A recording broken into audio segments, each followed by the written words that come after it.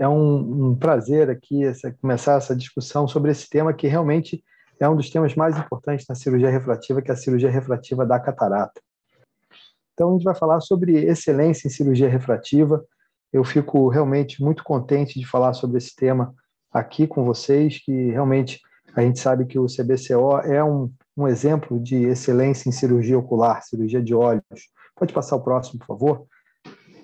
E a gente tem que falar sempre dos nossos interesses comerciais, mas eu sempre falo que o meu maior interesse comercial, de fato, é ajudar o paciente da melhor forma. É com esse tipo de serviço que eu literalmente ofereço uma qualidade de vida para minha família, que eu vivo dele, mas a gente trabalha com várias empresas, incluindo a Alcon, incluindo a Zeiss, a Oculus, e várias outras que a gente tem parcerias comerciais para tentar viabilizar a tecnologia para ajudar o paciente. Pode passar o próximo, por favor.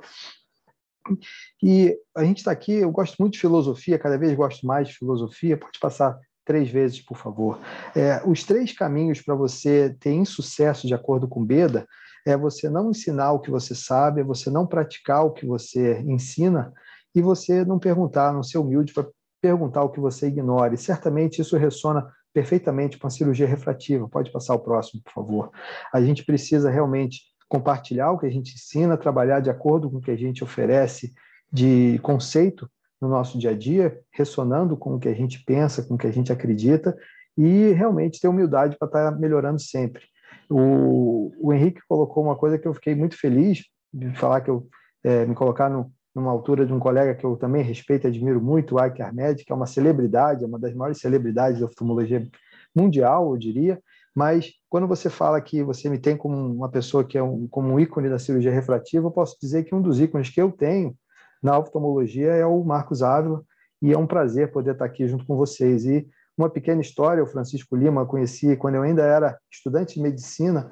O nosso amigo Rui Cunha, na Bahia, fez um congresso de oftalmologia e lazer, e a gente achava que era oftalmologia e laser, mas era lazer mesmo, e eu tive a oportunidade de conhecer o Francisco ainda no início da sua carreira. Ele tinha acabado de voltar dos Estados Unidos, e eu literalmente decidi não ser intensivista e cardiologista naquele congresso. O Francisco teve um protagonismo muito grande nessa minha decisão, como um modelo de o que a oftalmologia podia te trazer de qualidade de vida, de eventualmente colaboração, de, vamos dizer assim, significância nesse contexto. E é um prazer estar aqui com todo esse time, vários colegas muito competentes, trabalhando e muito motivados, que deixa a gente bastante, vamos dizer assim, com muita estamina para a gente continuar, vamos dizer assim, trabalhando, e nesse pequeno sacrifício de viajar periodicamente para Goiânia e cada vez mais poder colaborar para fazer um serviço de refrativa de excelência. Pode passar o próximo, por favor. Então, quando a gente fala de cirurgia refrativa, pode clicar mais 2 vezes, por favor. A gente tem a história da cirurgia refrativa, e a história da cirurgia refrativa começou na Casa de Saúde São José, que tem o meu pai, o Carlos Andrade, e o primeiro livro de cirurgia refrativa, junto com o nosso querido Ricardo Guimarães. E pode passar o próximo. E quando a gente fala em cirurgia refrativa, a gente tem que falar em cirurgia refrativa além do 2020. 2020 foi aquele ano emblemático, que a gente esperava que seria o ano da oftalmologia, mas, na verdade, foi o ano da humanidade, o ano das gêmeas, né, que Nostradamus já teria eventualmente previsto que seria um ano de grande disrupção no planeta. Mas, além do 2020, que é a visão que a gente considera 100%, pode clicar o próximo, a gente tem que pensar o que é a cirurgia refrativa. E cirurgia refrativa, além do 2020, não é enxergar 2015, 27, 2010, que seja, é você entender o que a gente pode oferecer como um cirurgião refrativo para melhorar a qualidade de vida do paciente. O próximo, por favor. A gente tem que entender a tecnologia, as opções de personalização com a imagem multimodal. O próximo. A gente tem os lasers na córnea, a gente tem a cirurgia de correção visual a laser, e muita gente ainda considera a cirurgia refrativa como cirurgia na córnea com laser. E você tem, claro, o LASIK, que é o procedimento mais comum, a ablação de superfície, que realmente cada vez ganha mais popularidade. A gente tem várias, vamos dizer assim, razões para acreditar que cada vez mais o PRK, ou ablação de superfície avançada, vai ter mais protagonismo, e certamente o SMILE, que tem o seu lugar, que tem uma excelente alternativa para diversas situações, e cada caso tem uma indicação de um melhor procedimento. Eu acredito muito nessa individualização. Próximo, por favor. A gente tem a cirurgia intraocular, como o Benício muito bem falou, a cirurgia lentes fásicas, que hoje tem várias opções, você tem a ICL, você tem a criofásica no Brasil, também a lente de câmara anterior, de clipper iriano, a lente de artesão, a lente de Worth. Próximo, por favor. E quando você fala em cirurgia refrativa, toda evolução tecnológica da cirurgia refrativa, ela pode ser aplicada para doenças da córnea, e é o que eu chamo de cirurgia refrativa terapêutica. E a gente tem que entender a cirurgia refrativa terapêutica nas suas diferenças com a cirurgia refrativa eletiva. E aí você tem a tecnologia do implante do anel intraestromal, que tem a grande participação e protagonismo do nosso amigo Paulo Ferrara na indicação para o ceratocone, tem o crosslinking, que, na minha opinião, é um procedimento que deve ser considerado para ganhar o prêmio Nobel, para o grupo do Seiler e os colegas que começaram esse trabalho, mas não só entendendo essa importância, essa relevância, a gente tem que considerar que o crosslinking não é para indicar em qualquer paciente com ceratocone ou suspeita de ceratocone. Entender quando e como fazer e por que fazer é fundamental. E novamente a gente volta para a importância da tecnologia de diagnóstico para poder tomar essas decisões. O próximo, por favor. Então, quando você pensa em cirurgia refrativa, as definições é que a cirurgia refrativa é uma subespecialidade da oftalmologia que trata dos procedimentos eletivos que visam a correção do grau. Mas qual é o objetivo da cirurgia refrativa? O objetivo o próximo é realmente você ter satisfação do paciente. Ele vai muito além da correção do grau. A correção do grau é proporcionar qualidade de visão e, com isso, a qualidade de vida para o paciente. Mas, além de você pensar na cirurgia refrativa como uma subespecialidade, você tem que pensar como é que te oferece a cirurgia refrativa. Você tem que ter tecnologia, você tem que ter conhecimento e o zelo, que é o grande ponto aqui que fecha a base desse triângulo, que realmente o zelo é você orientar o paciente, não seduzir o paciente, é você pensar no melhor para o paciente em relação a risco, benefício e limitação. E considerando toda essa evolução, pode passar o próximo, a gente tem que pensar que a cirurgia refrativa evoluiu de uma subespecialidade reconhecida da oftalmologia, e eu lembro o ano de 2004, quando o Conselho Brasileiro de Oftalmologia fez o livro do ano do CBO, foi no congresso que foi na Bahia. Foi um congresso muito interessante, que teve a cirurgia refrativa como o tema do congresso. Nesse mesmo ano, a Sociedade Brasileira de Oftalmologia, o presidente Paulo César Fontes também colocou a cirurgia refrativa como tema na sua revisão, que foi feito pelo nosso amigo Pedro Paulo Fabre, com uma palestra muito interessante sobre cirurgia refrativa, toda a história da cirurgia refrativa. E hoje eu vejo a cirurgia refrativa como uma verdadeira super especialidade, não só da oftalmologia, mas na medicina. E certamente a oftalmologia é um pré-requisito. Próximo, por favor. Então, o mindset da cirurgia refrativa, ele é realmente uma necessidade da gente entender. Eu lembro quando um colega português, Dr. Tomás Loureiro, ele veio aqui me visitar e ele me perguntou onde é que eu tinha aprendido qual uma cirurgia que eu tinha acabado de fazer. Eu acho que era uma cirurgia de implante de anel associada a crosslink, uma cirurgia topo-guiada ligada a crosslink.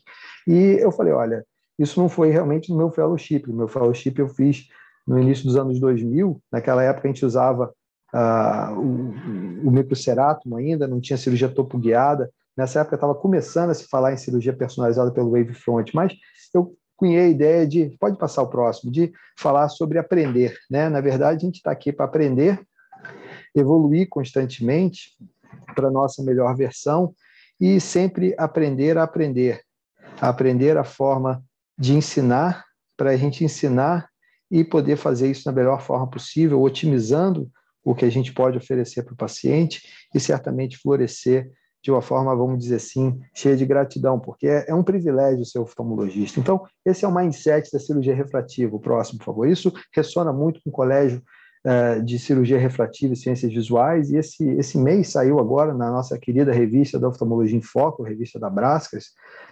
Todos nós temos grande orgulho da Oftalmologia em Foco. Eu comecei a colaborar com a Sociedade de Catarata e Refrativa como residente com a Wendy Falzoni, que foi a nossa editora da Oftalmologia em Foco durante muitos anos, como colaborador, fazendo essas entrevistas, e até hoje eu faço essas entrevistas. Hoje mesmo a gente fez um trabalho que vai ser uma entrevista que vai sair na Oftalmologia em Foco da próxima edição sobre os 20 anos do Pentacam, por exemplo. Mas nessa entrevista foi muito um prazer falar com o Guy Kizirian, que é o presidente dessa Associação de Cirurgia Refrativa Internacional, que tem a ambição de fazer ela se tornar uma super especialidade, ter um reconhecimento, e esse reconhecimento ressona perfeitamente com o que o professor José Beniz, nosso ex-presidente do CBO, muito bem falou em relação à cirurgia refrativa da catarata. Pode passar o próximo, por favor. Então, a gente fala em cirurgia refrativa, a gente fala de personalização, customização. Customização é você tentar dar a um tratamento, a qualquer tipo de ação, um toque individual, particular. E o próximo, por favor, a gente vai ter esse botãozinho da customização, muitas vezes é o que a gente quer, que é um botãozinho, aperta esse botãozinho, linka naquele laser, naquele exame, etc., a gente pode fazer. E eu vou te dizer o que não é personalização. O próximo, por favor. A personalização não é a ablação personalizada. Esse é um laser muito interessante da época do Vuzix, é um laser com uma frequência de velocidade variável e de spot variável, e você vê o point spread function, ele, vamos dizer assim, fazer aquele blur, que é aquele distorção muito grande, ficar, vamos dizer assim, reduzido a um sistema óptico, vamos dizer assim, limitado pela difração, com poucas aberrações, ou sem aberrações, você tem o disco de Airy. Eu falo para os colegas que estão fazendo cirurgia refrativa que esse é o foco que você quer ver no reflexo da córnea na hora da fotoablação. Também não é a cirurgia personalizada com a topografia, que é o que a gente tem hoje disponível, que é o mais avançado e com os melhores resultados, de acordo com os trabalhos da FDA, que é a plataforma da Wavelight da Alcon, com o Contura Vision. E também não vai ser a cirurgia personalizada com o Ray Tracing, que vem por aí, que você integra a topografia com o tamanho do olho, com a própria aberrometria ocular. O próximo, por favor. A cirurgia personalizada é você não apenas fazer a personalização na ablação, mas fazer um planejamento para o paciente de uma forma individualizada. Pode passar o próximo. A gente vai falar em diagnóstico em cirurgia refrativa, vocês veem que eu gosto muito de filosofia, e entender o inimigo, entender o que nós temos de armas, a gente vai poder ter mais chance de ganhar as batalhas. O que seria, eventualmente, nessa metáfora, que talvez nem seja tão interessante agora, nesse momento triste que a gente está vivendo de guerra novamente no planeta, mas a gente está querendo buscar o quê? A gente está querendo entender a personalização. E personalizar o quê? O próximo. A gente está personalizando se a cirurgia é na córnea, se é uma lente fáscica, se é a cirurgia refrativa da catarata, se é uma cirurgia terapêutica ou refrativa. Se operando na córnea, a gente vai usar a correção visual a laser por meio de um corte lamelar no LASIK. Eventualmente, para quem usa o microceratum, se a córnea tem capacidade de ter o corte menísco do microceratum, se o smile é a melhor opção, se a ablação de superfície é a melhor opção, e tudo isso pensando em evitar complicações.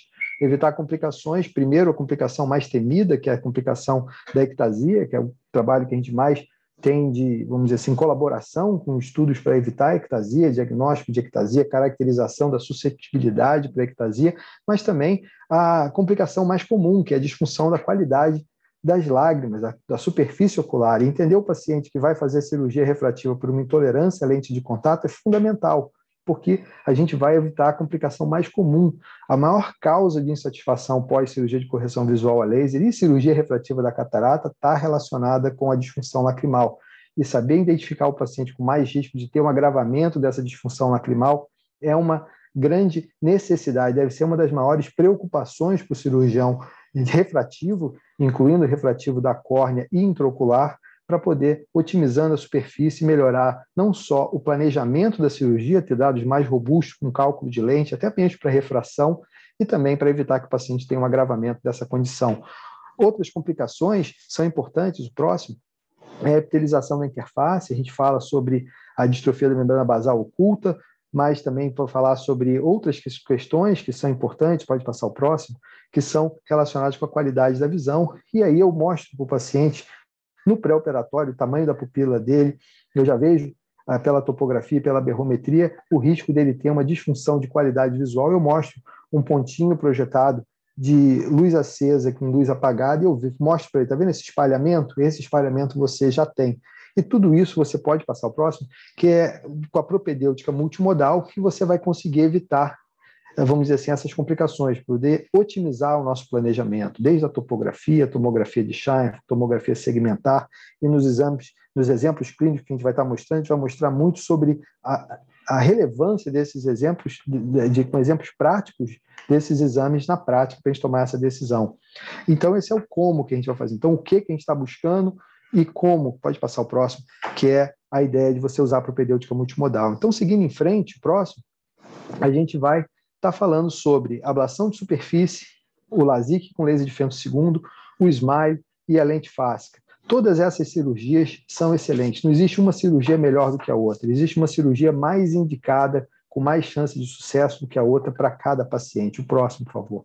E quando você pensa nessa relevância da indicação, da customização individualizada, alguns conceitos são novos e são conceitos relativamente antigos. Eu tenho o privilégio de ajudar o meu amigo Jorge Haddad Neto, que fez um fellow muito interessante com a Carolina Rocha e com o George Waring IV na Carolina do Sul, e eu faço orientação dele na Unifesp, e na tese dele a gente tem realmente um dos conceitos importantes de cirurgia intraocular refrativa e a cirurgia refrativa da catarata. E a disfunção lenticular, ela precisa ser revisada, ela precisa ser entendida. E a gente recentemente publicou esse artigo de revisão na nossa querida Revista Brasileira de Oftalmologia, que é um dos assets mais, vamos dizer assim, valiosos da oftalmologia brasileira, na minha opinião. A gente tem que realmente publicar, aquela ideia de quem não conta, não conta, e a oftalmologia brasileira tem capacidade de publicar de forma bastante relevante. Eu acho que esse artigo vai ser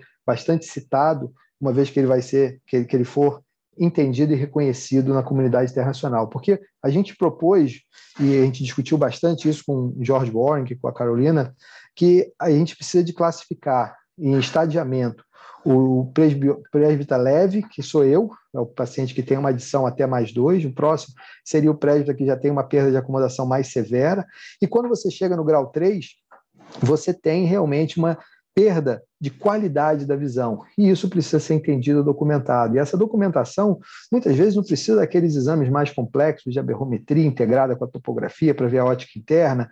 Aí você vai pegar o contraste que o paciente, você vai ver outras formas de você ver o point spread function com o sistema do Pablo Artal, você vai ver o sequante com o Vandenberg. Todos esses exames vão ajudar, mas às vezes até entendendo a queixa do paciente na própria anamnese pode ser uma forma de você documentar isso, mas você precisa, de uma forma objetiva, tomar uma decisão, e essa decisão vai ser tomada nesse entendimento, se o paciente já tem um grau 3 de disfunção lenticular, e a forma de documentação talvez é isso que precisa de mais estudo a nível de consenso e, eventualmente, estudo clínico para tomar a decisão, quando é melhor operar dentro do olho, tirando o cristalino, disfuncional, e quando é melhor operar na córnea, fazendo algum tipo de cirurgia na córnea, que não é só o LASIK e o PRK, a gente está começando a ver os implantes de halógenos, esses implantes que podem realmente fazer o efeito refrativo, que é uma ideia da ceratomileuse, da epiceratofacia, e isso tem sido, vamos dizer assim, revivido com vários estudos bem interessantes que estão aparecendo agora.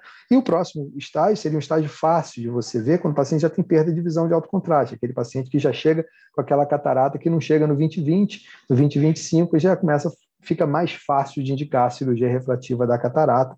O próximo, quando você tem uma perda mais severa, você realmente não tem dúvida que a cirurgia da catarata que o paciente precisa. É claro que entender a anatomia da câmara anterior, entender o endotélio, entender todos esses pontos de cada paciente para você tomar a decisão. E a própria retina, tudo isso deve ser bem integrado. E uma das coisas que mais me ajuda no dia a dia, tem me ajudado já desde 2004, quando eu comecei a usar o Pentacam, é a imagem de Scheinfeld, porque você tem um sistema de PNS. E esse tipo de integração do Pentacam com outros aparelhos, o próximo, foi objeto da tese de doutorado do Fernando Faria Correia. Eu tive o privilégio de colaborar com ele na Universidade do Minho, em Portugal.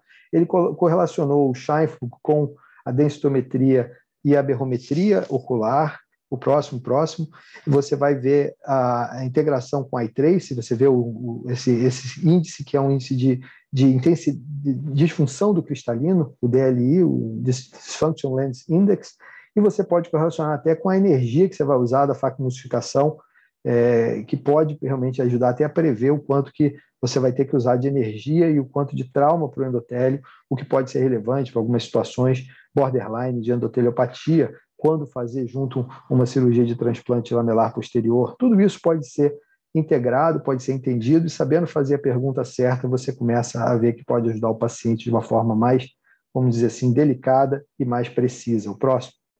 Então, quando você fala em cirurgia refrativa da catarata, isso foi um bate-papo bem descontraído do Cataract Coach, nosso amigo Uday, que falando com o Guy justamente sobre o futuro da cirurgia refrativa.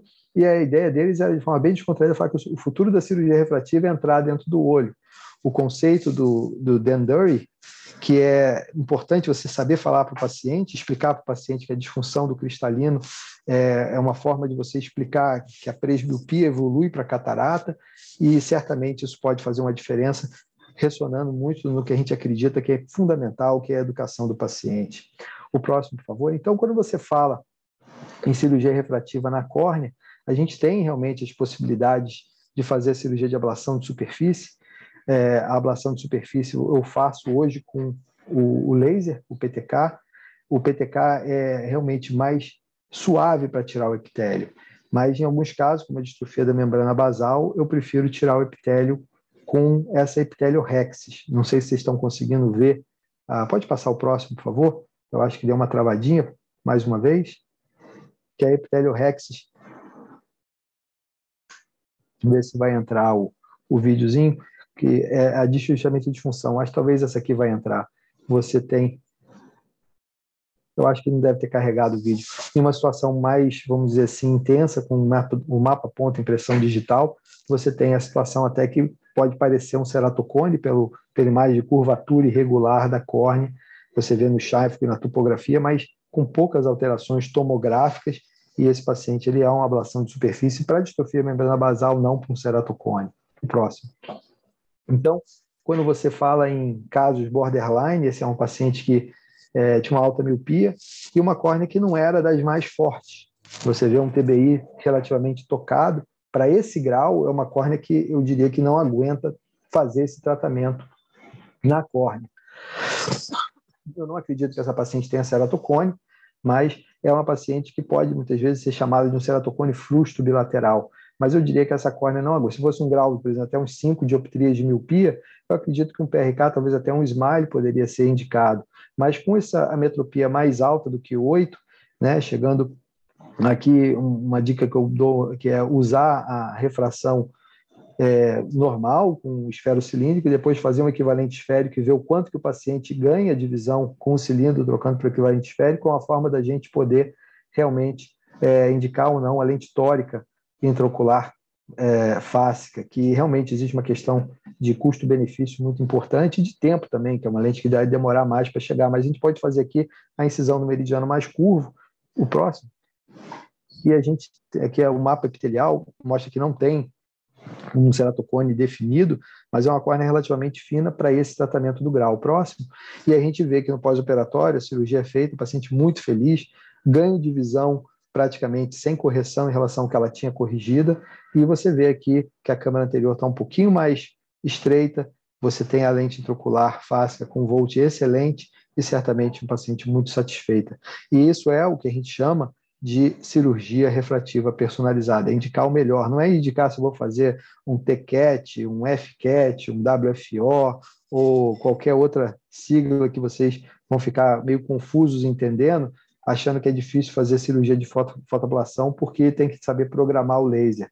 A cirurgia refrativa personalizada vai muito além da córnea e muito além de programar o laser. No próximo, então, a gente vai realmente ver que a cirurgia refrativa, aqui você vê o mapa de profundidade da câmara anterior, que eu acho que é um mapa muito importante para a gente ver nesse tipo de paciente que vai fazer a cirurgia refrativa intraocular, o próximo, e certamente entender que tem outras questões, que a cirurgia pode ser refrativa, eletiva e terapêutica. Esse editorial que a gente fez na RBO, ele é um editorial que eu considero que de mais, talvez mais importância do que essa aprovação do CETA. Então, talvez não, porque a relevância de volume de indicação não tem condição de você comparar, mas é tão importante quanto a nossa conquista do CBO de poder fazer a cirurgia refrativa da catarata com a extração do cristalino menos opaco, que eu não gosto de falar transparente. Mas pode passar o próximo. Eu gosto de correlacionar isso com a semelhança de um gatinho e do leão. Se você quiser tratar um gatinho igual você trata um leão, você não vai ter uma boa resposta, e vice-versa, você pode realmente ter um problema muito sério. O leão literalmente pode matar você. Então, a diferença das duas, apesar da similaridade próxima, é que a cirurgia refrativa terapêutica, ela visa a reabilitação visual. E o sucesso da cirurgia refrativa terapêutica é medido pela visão corrigida.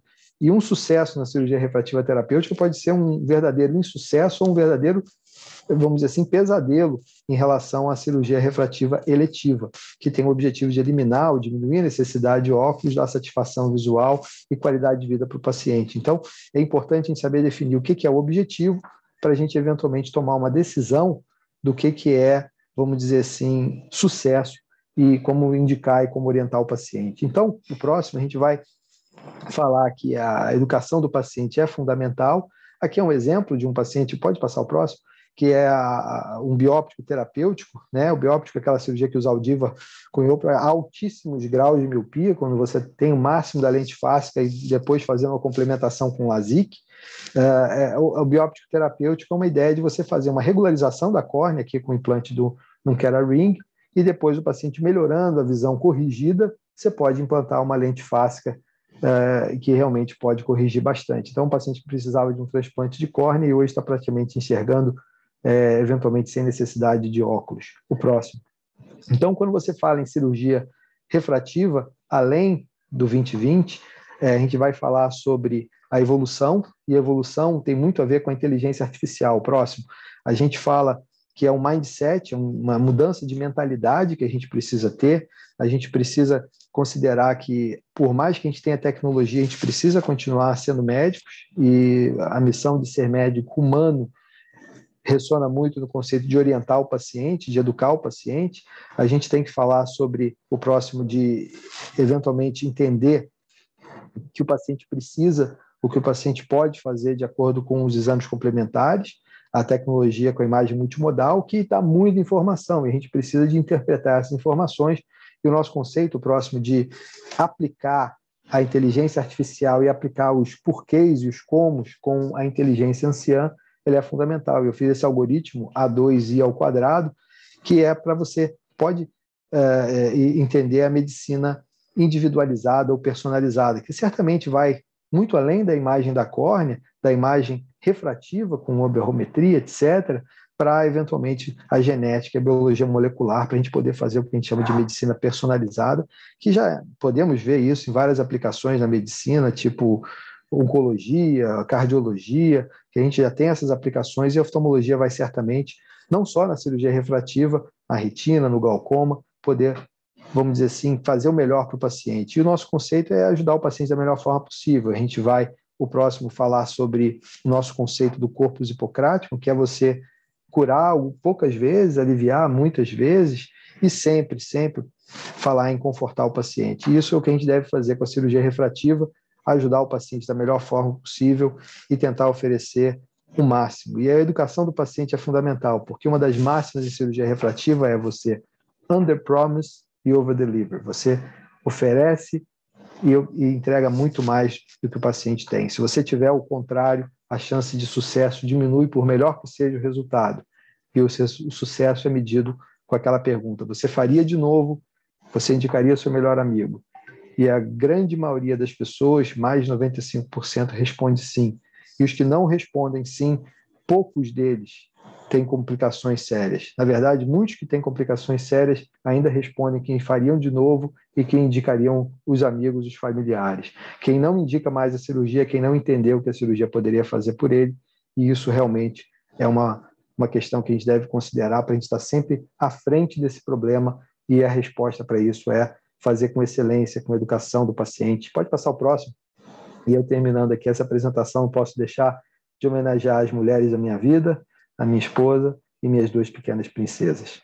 E certamente não posso deixar de falar da minha mãe, que é uma oftalmologista que também merece o seu destaque, o seu reconhecimento hoje. Obrigado pela atenção. Vamos bater um papo aqui, e fico muito contente de poder estar colaborando com o CBCO, com todos vocês, e certamente fico feliz aqui de ver os próximos casos que a gente vai estar vendo, da Larissa, da Cris e do Rafael, que vão estar sendo apresentados agora. Henrique, seu áudio está mudo.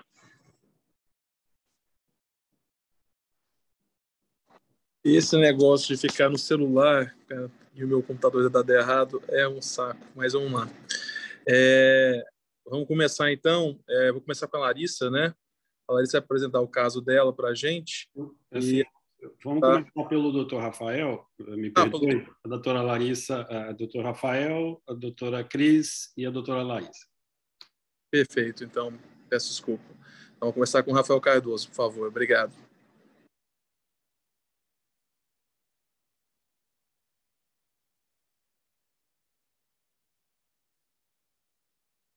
Você consegue passar para o Rafael? Pronto, passou. Boa noite a todos. Obrigado, doutor Henrique. Obrigado, doutor Zé Beniz. Obrigado, professor, doutor Renato, pela oportunidade de a gente ter realizado essa cirurgia juntos aí e a gente poder também compartilhar os resultados dessa cirurgia. Felicitações às mulheres que estão conosco aqui hoje e principalmente a doutora Larissa, a doutora Cristiana, que estão aqui comigo apresentando esses casos e me ajudam bastante no dia a dia. Gisele está aí também, que é a nossa aqui supervisora geral, então felicitações Dia das Mulheres também. Bom, esse caso, a gente colocou o caso 3, nós mudamos a ordem, mas pode passar o próximo aí. Virou caso 1 e vamos começar.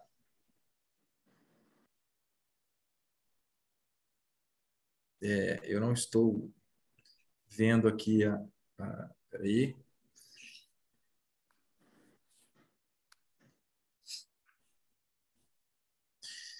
Então, nós temos uma paciente MSML de 27 anos, ela usa óculos desde os 18 anos e nega patologias pessoais e familiares, nega cirurgias prévias e nega todos os antecedentes pessoais. Só fala realmente a vontade muito grande de realizar a cirurgia.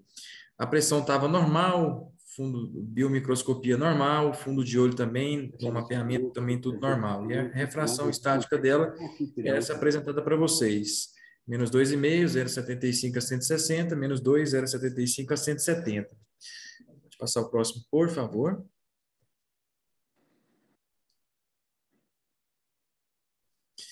Nós temos então aí o Pentacam. O Pentacam a gente só vai passar rapidamente para vocês verem também, o caso tem que ser apresentado mais rápido, mas é um astigmatismo aí regular, ele tem meio truncado, né? Ele tem essa elevação mais central, e isso fez também com que a gente discutisse o caso e optasse então pela cirurgia que vocês verão mais à frente. Pode passar o próximo. Continuando com os mapas, né? Lá o índice D lá embaixo 2,65 no olho direito e o índice D de 1,47 também no olho esquerdo. Pode passar o próximo. Parece que é isso. Então, eu só coloquei esses dois próximos slides para mostrar os índices aqui para todo mundo. Então, a gente tem aí o TBI de 0,26 no olho esquerdo, acho que pulou o direito. E do direito, deixa eu ver aqui. Esse é o direito. Esse é o direito. O TBI de 0,42, mas os mapas já foram mostrados nos slides. Vamos para o próximo. Depois nós vamos falar um pouquinho da questão da cirurgia em si.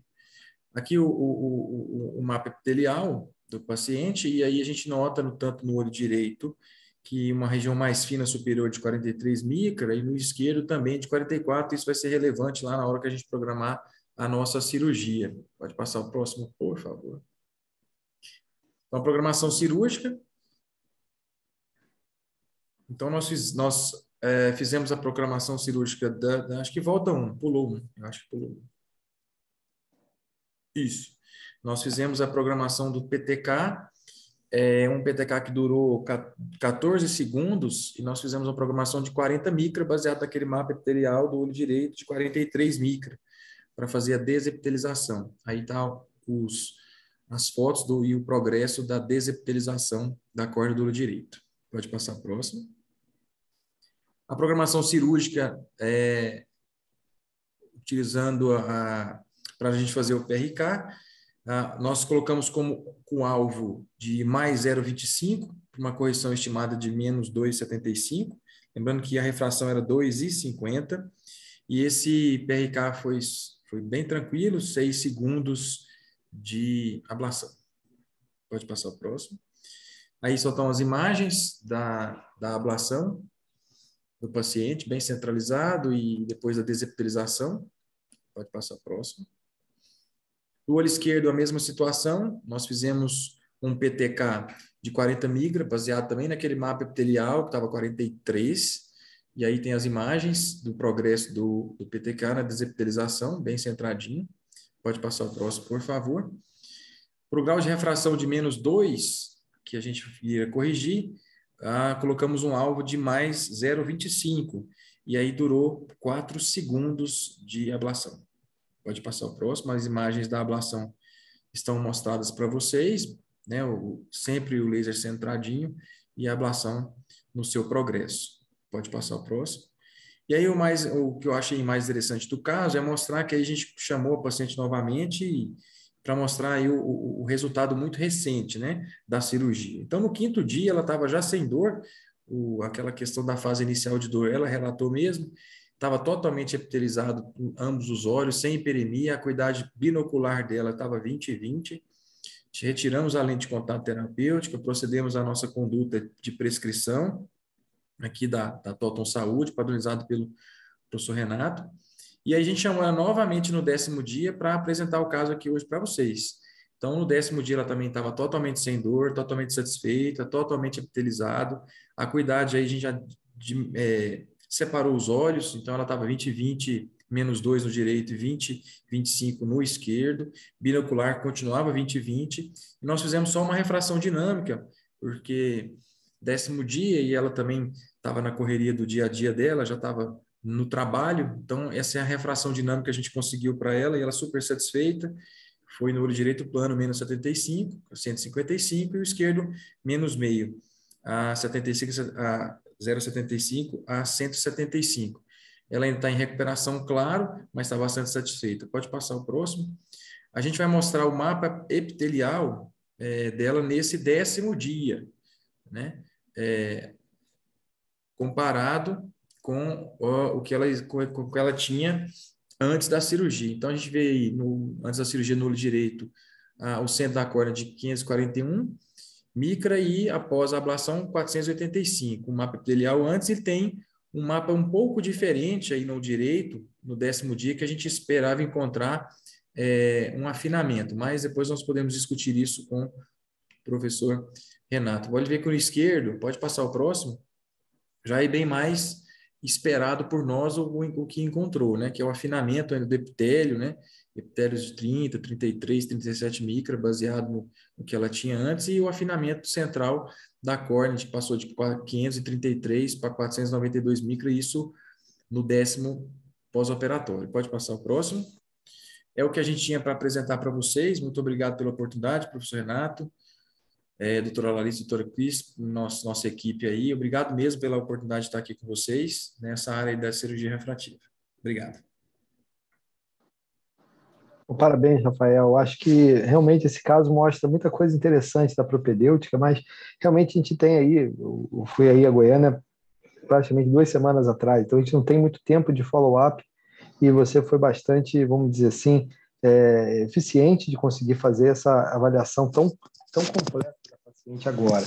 Mas é muito importante a gente lembrar que não precisa fazer a refração com 10 dias, né? O paciente está bem, o objetivo da revisão na primeira semana e no primeiro mês é você ter certeza que está tudo bem. É claro que ver se o paciente está bem reabilitado, se você precisa de fazer alguma ajuda para o paciente, porque aquele óculos antigo dele não vai funcionar, mas certamente o paciente está evoluindo muito, muito bem, que é o padrão de um pós-operatório de PRK. E um detalhe interessante é que a gente escolheu fazer o PRK porque você falou bem, a topografia, o estudo da superfície tinha esse voltai truncado, com uma esfericidade bastante negativa. O BED-D estava no limite, um pouquinho até acima do limite no olho direito, onde você tinha um dos olhos com TBI acima de 0,4, o outro 0,2, 0,26. Isso mostra uma córnea relativamente fraca. E apesar de ter espessura, se você olhar a espessura, calcular flap, leito residual, percentual de tecido alterado, tudo isso seria eventualmente permissivo para o LASIK. Mas eu acho que o LASIK não é que seja proibido, mas é um risco maior, e é muito mais seguro para esse paciente fazer cirurgia de ablação de superfície. E uma coisa interessante é essa hipercorreção, que tem a ver com essa córnea mais fraca. Isso é um ajuste fino que a gente faz, ainda com um pouco de experiência e intuição, mas que faz a diferença. Você vê que mesmo tendo feito esse ajuste, o paciente está um pouquinho para o lado negativo, que é o que eu acho que ela vai cicatrizar e esse epitélio ficando mais maduro, vai poder melhorar muito a qualidade de visão. Mas a documentação do epitélio realmente aumenta expande o nosso entendimento sobre a córnea. Mas parabéns pela apresentação, muito bem apresentada, e parabéns pela cirurgia também. Fiquei muito feliz de ver você fazendo a cirurgia com tanta tranquilidade, com tanta calma e realmente fazendo tudo que era para ser feito da melhor forma possível. Parabéns.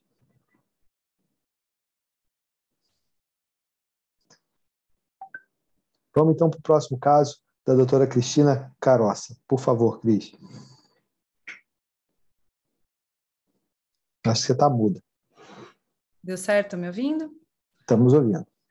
Então, vamos lá. Pode passar o próximo? Esqueci. Aí.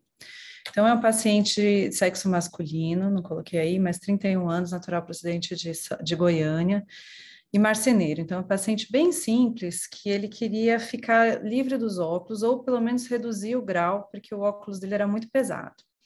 Antecedente ocular, familiar e pessoal, nada digno de nota. Passa o próximo para mim, por favor. Aí está o exame dele, então, a acuidade visual sem correção de 20/800 nos 2 olhos, fundo miópico, pressão normal, e aí a refração, então, é um paciente automíope com menos 10,5, menos meia, 165, chegando a uma acuidade visual de 20/25 no olho direito, 20/25 também no olho esquerdo, com menos 10/25.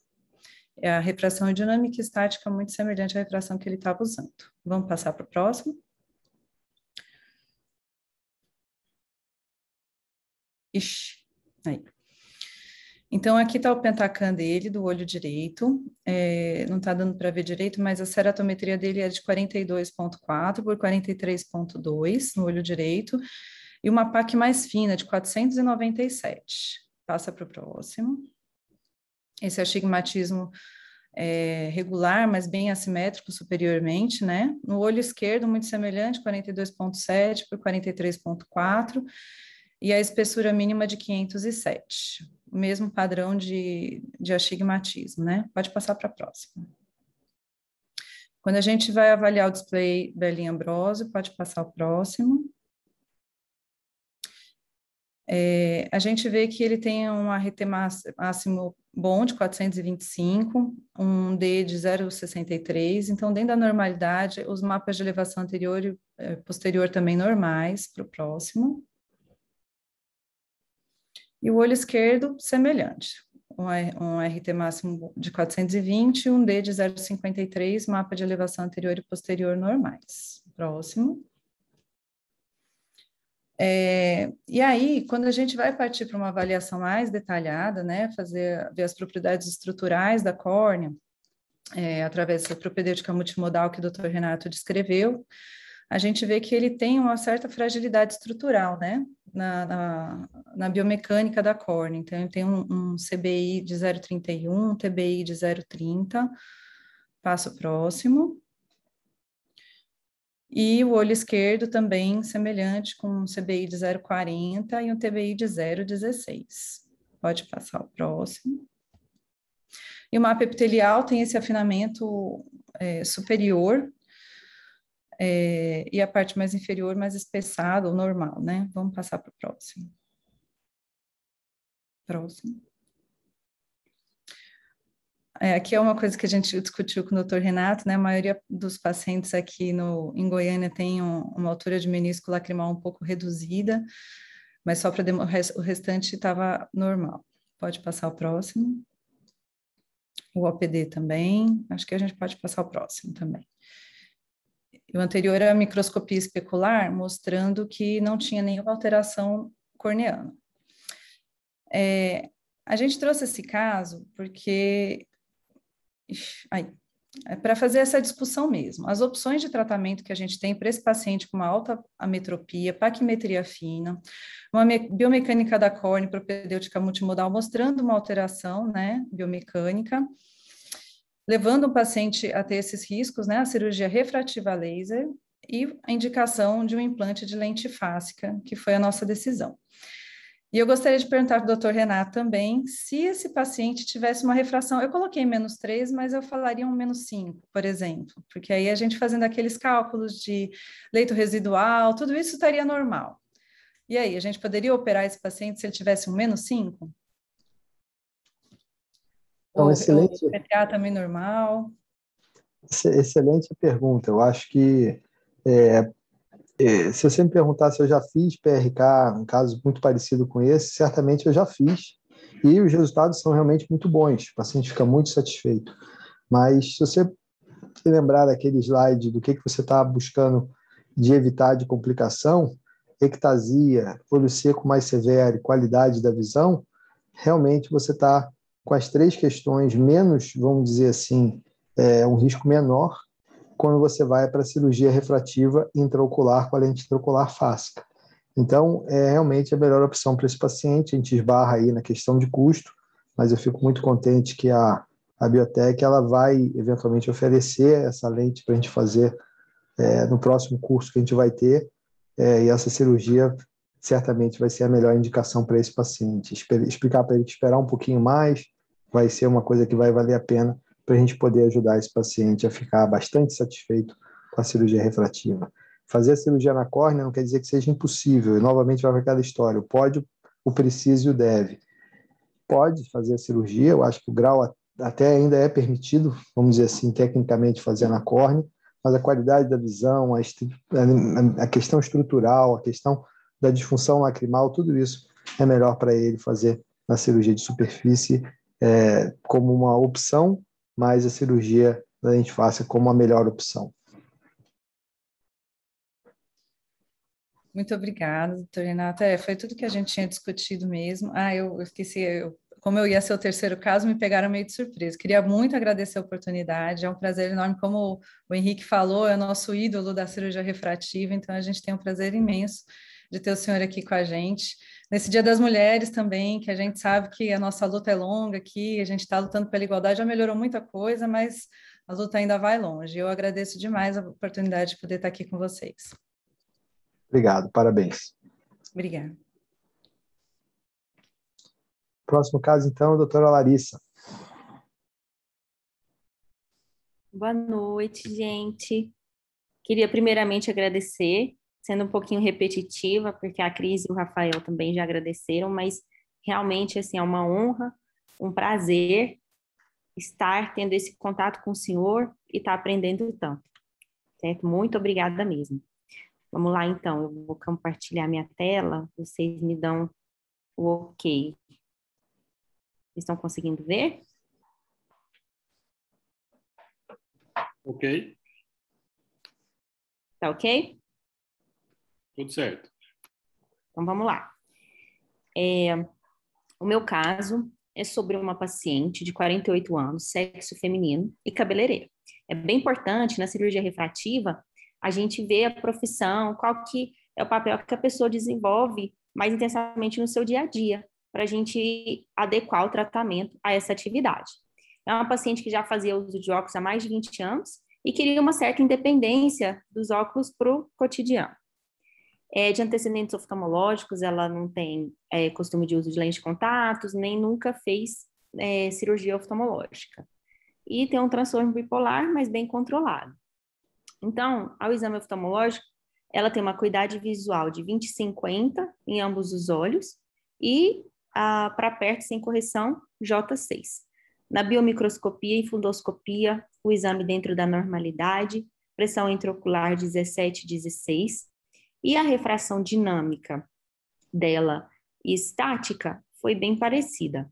Um pouquinho diferente no olho esquerdo em relação ao óculos que ela está utilizando.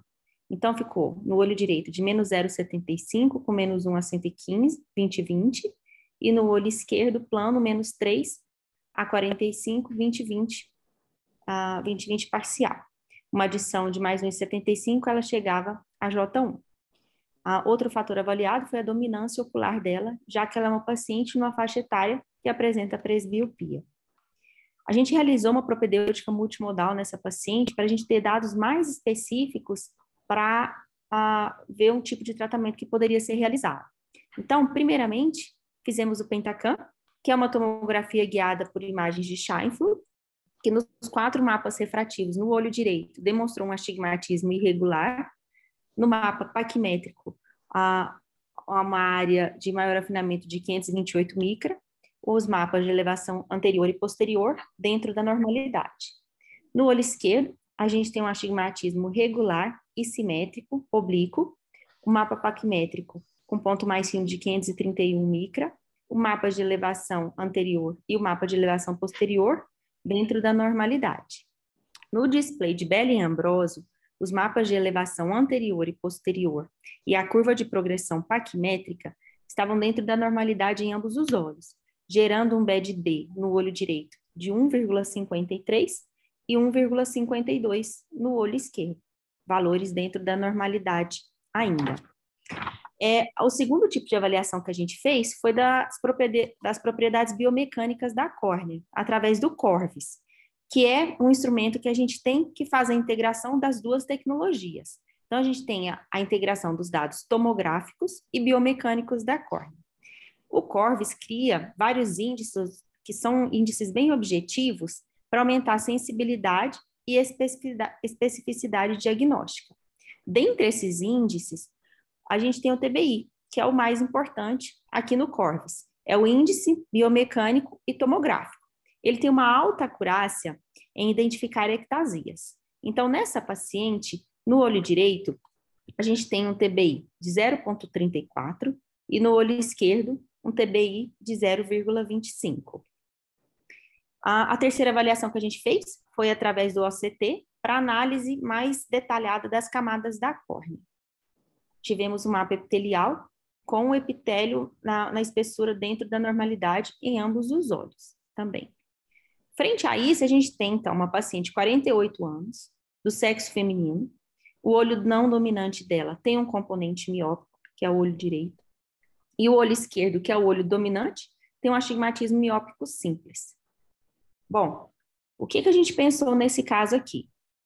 O olho direito dela não dominante poderia fazer o papel da visão para perto. Portanto, decidimos juntos operar apenas o olho esquerdo. Planejamos um fento LASIK apenas em olho esquerdo com o objetivo de monovisão. Foi realizado um flap com rígio oblíquo para a gente ter uma maior zona de tratamento ablativo no eixo do astigmatismo. Então, ali na zona que seria mais ablada, a gente tem um diâmetro um pouquinho maior do flap. Aqui tem algumas imagens que são geradas pelo próprio laser durante o tratamento. Então, na primeira imagem, eu tenho o mapa topográfico do Pentacam, a segunda, a realização do flap, e a terceira, o flap já levantado. O planejamento cirúrgico dela, a parte do Excimer Laser, a gente realizou uma cirurgia topo-guiada do tipo Contora, porque era um olho virgem. Então, aqui a gente tem um mapa, uma imagem que demonstra como foi realizada essa ablação. Através dos mapas topográficos, o Contora gerou uma correção de menos 0,15, menos 2,93 a 43 graus. Bom, aqui a gente tem algumas imagens durante o tratamento de Excimer Laser, sendo que temos a posição adequada do laser bem centrado, a gente vê aqui nessa parte do gráfico do eye tracking. E no primeiro PO a gente tem essa grande vantagem do LASIK, né? Paciente extremamente satisfeita, vai além do 20/20, então ela estava 20/15 e J1, assim, sorrindo para as paredes. Então foi um caso que a gente optou por operar apenas um olho, gerando um resultado sensacional para a paciente. Era isso. Obrigada, gente. Deixa eu... Parabéns. Deixa eu... Só você que consegue compartilhar a tela. Foi extrato. Peço desculpa, mas a gente deixou ela por último, doutor Renato, porque a apresentação dela estava num modelo que a gente não conseguiu acompanhar. Então, olha, é muito bom. Esse caso mostra a personalização além da personalização, né? É personalização em cima de personalização. Primeiro entender o que a paciente tem, o que ela precisa. E o TBI dela é até um pouco tocado, 0,3, 0,2, mas o SPA1, não sei se você consegue aproveitar que você está mostrando aí na sua tela, mostra esse slide 7, mostra seu slide 7, clica aqui no slide 7. Foi? Eu acho que foi. Se você olhar aqui o SPA1, que é esse primeiro histograma aqui, em cima à esquerda, você vê o SPA1 bem no verde. O SPA1 é um parâmetro descrito pela Cynthia Roberts, que é uma colega que realmente é uma PhD que faz muitas contribuições em relação ao entendimento da ectasia, entendimento da biomecânica da córnea. Esse parâmetro é o stiffness, que é a dureza da córnea, medida no momento da primeira aplanação, que é o momento justamente para a gente medir a pressão intraocular. Então, esse stiffness está bem dentro do normal. Então, essa paciente, para esse grau, com essa idade, tudo isso ressona com a ideia de fazer o LASIK. E a personalização individual, por exemplo, fazer a cirurgia nos 2 olhos, provavelmente ela não teria ficado tão satisfeita, você teria condenado ela a precisar de óculos, e eu posso dizer de experiência própria que usar óculos para perto não é uma das coisas mais agradáveis. E justamente a ideia de você fazer a cirurgia num olho só e com a monovisão natural, que na verdade não é uma monovisão, é uma visão balanceada, a chance do paciente adaptar é muito grande. E fazer essa individualização do planejamento só operando um olho, entendendo que esse é o olho dominante, que é o olho que tem mais grau, e que esse olho, apesar de ter um astigmatismo oblíquo, que muita gente poderia colocar de uma forma generalizada, pouco específica, que não pode fazer LASIK porque tem mais chance de ectasia, e tudo isso é uma personalização a mais para a gente poder fazer. E quando você fala na execução da cirurgia, fazer aquele flap oblíquo com hinge oblíquo para você poder encaixar a zona de ablação da melhor forma possível, sem, vamos dizer assim, paralela ao hinge, né, para você tratar o paciente, eventualmente até tratar um pouco do coma que essa paciente também tinha na berrometria, tudo isso é personalização. E você vê que ela ganhou visão, ela chegava a 20/20 menos com a correção do astigmatismo dela, e agora chega a uma visão 20/15. Realmente é um caso muito feliz em relação ao benefício. Às vezes eu falo para o paciente, esse caso justifica a existência no planeta de tecnologia de qualidade, ele justifica a necessidade e a possibilidade de evoluir, e a gente fica muito feliz de ver essa situação de poder ressonar com o que tem de melhor na tecnologia para a gente poder saber oferecer isso melhor para o paciente. Parabéns. Muito obrigada, doutor Renato. Esse caso foi bem gratificante mesmo. Ela estava muito feliz. E o LASIK acaba sendo muito confortável, né? Então, foi muito gratificante o dia seguinte, o pós-op dela. Acho que mais para gente do que para ela. Obrigada. Parabéns. Henrique, nosso grande moderador. Parabéns, cara. Vamos botar assim, parabéns, Larissa, parabéns, Rafa, parabéns, Cris, cara.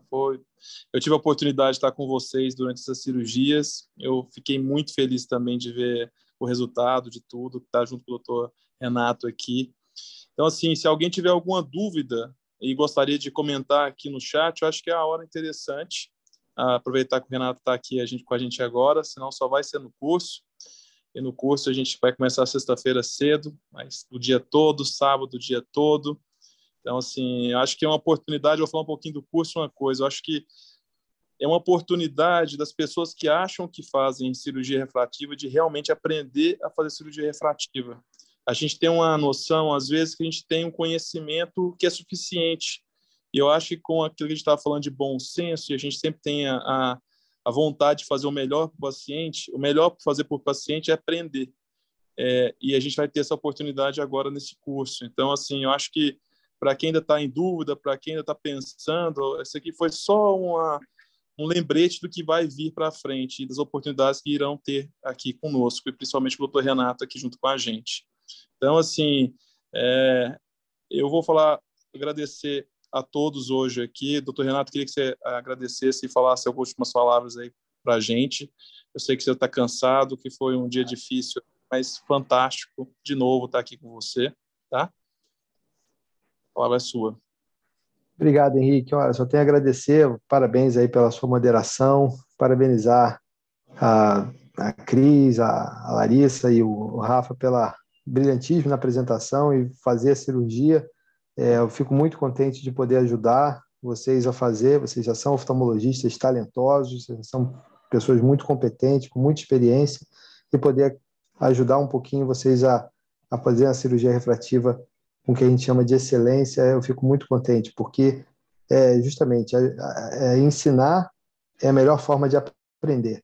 Então, pode ter certeza que quando a gente prepara uma apresentação, a gente acaba que aprende até mais do que quem está eventualmente aprendendo. E eu não posso deixar de falar que todo esse sucesso da cirurgia refrativa, ele não é só nosso, ele vamos dizer assim, tem desde a concepção do projeto, desde a tecnologia, vamos dizer assim, a gente pode colocar o trabalho dos engenheiros de instalação, de todo o remodelamento do espaço, tudo isso contribui e certamente na hora que a gente vai fazer a cirurgia tem todo um staff extremamente competente, motivado, que faz a cirurgia refrativa ser possível. Então, todo o meu agradecimento e reconhecimento para todo o staff aí do Totum e da cirurgia, que faz realmente a diferença para a gente poder oferecer. E a cirurgia refrativa já era realizada, vocês têm um laser aí que tem bons resultados, e aquela história de ir do from good to great, né? Realmente tem que ter bastante estamina para você se reinventar, se aprender uma nova rotina, tudo isso tem que ter muita, vamos dizer assim, boa vontade e acreditar que vale a pena. E certamente os casos que a gente mostrou, todos eles nas suas particularidades, até mesmo que não operou, que foi muito bem mostrado pela crise, e quando você precisa entender a indicação da cirurgia refrativa, a personalização. Acho que a gente foi muito feliz. Eu mesmo, quando a gente estava com aquele monte de casos para escolher, eu acho que a gente escolheu os melhores casos mesmo. Parabéns, e certamente isso pode até virar no futuro algum tipo de publicação para a gente poder realmente colocar todo o raciocínio da cirurgia refrativa. Várias pessoas para agradecer, o Cristiano, a Gisela, que realmente são grandes locomotivas aí para botar esse TEM para frente em relação a todo o aspecto de organização, de divulgação, de promoção, e realmente é um grande prazer de estar aí com vocês no CBCO, e eu estou muito feliz de estar indo aí esse final de semana para tentar colaborar um pouquinho mais com vocês. Obrigado, Renato. Eu vou agradecer aqui a todos presentes, em nome do CBCO, em nome da TOTUM, em nome de todos que estão participando desse crescimento, dessa tentativa de renovar tudo que a gente pensou já em cirurgia refrativa aqui em Goiânia. Eu acho que eu sou filho de uma pessoa que foi um pioneiro nisso, que é meu pai, doutor Henrique Celso. Vi meu pai lutando para a cirurgia refrativa ser o que ela é. Então, assim, e ver hoje o que ela chegou e o que ela pode ser é emocionante. Então, assim, de verdade, fazer parte disso tudo aqui junto com vocês é um privilégio. Então, assim, agradecer a Gisele, você falou muito bem, eu acho que a Gisele e o Cris, assim, estão fazendo um trabalho maravilhoso lá dentro. Todos que estão lá dentro lá do centro cirúrgico com a gente, né, assim, os engenheiros, os técnicos, as enfermeiras, auxiliares de enfermagem, para poder rodar daquele jeito e fazer daquele jeito um trabalho de excelência, que ele começa desde o atendimento até a saída do paciente, né? Então, assim, o pós-operatório, a gente está muito feliz em relação a isso. E parabenizar mais uma vez todas as mulheres. Eu acho estranho falar sobre o Dia da Mulher, vou falar só uma coisa que eu acho, assim, espontâneo mesmo da minha parte, que, assim, eu não entendo pessoas que têm mãe, que têm filhos e que têm irmãs, ainda ter algum tipo de preconceito, algum tipo de, qualquer tipo de sentimento que não seja o mais positivo possível em relação às mulheres, né? Então, assim, que bom, a Cris falou um negócio que eu acho bacana demais, né? O caminho ainda é longo, vocês conseguiram muita coisa, e eu tô aqui, e eu acho que tem um monte de gente agora que está com muita vontade que vocês consigam tudo e mais um pouco, né? Acho que é isso, tá bom? Acho que eu vou encerrar por aqui, então. Vou agradecer de novo mais uma vez. Se alguém tiver alguma questão para falar, uma pergunta, pode mandar depois, a gente responde sem nenhum problema, combinado? Obrigado a todos e boa noite.